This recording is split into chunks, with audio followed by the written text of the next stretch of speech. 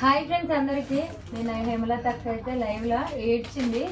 ఎవరో ఏమో అన్నారని అక్క అయితే చాలా బాధపడ్డది. నాకైతే మస్తు బాధ అనిపించింది. నైట్ ఫోన్ చేసి కూడా అడిగినా కానీ అక్క అయితే ఏం చెప్పట్లేదు. మస్తు బాధపడుతున్నది.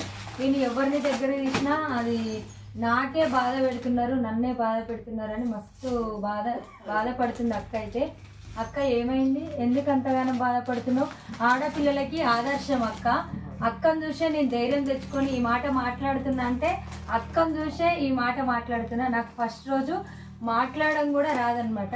అక్క ఇట్లా మాట్లాడాలి, అట్లా మాట్లాడాలని చెప్పి నాకు మాట కూడా నేర్పించింది. అట్లాంటి అక్క ఈరోజు బాధపడుతుంది. అస్సలు బాధపడొద్దు అక్క.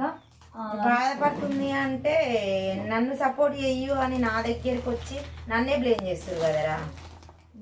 మరి అట్లా బాధ అనిపిస్తుందా? అనిపించదా? బాధ అనిపిస్తుంది. ఒక మనిషిని ప్రేమగా చూడాలి కానీ బాధ పెట్టొద్దు.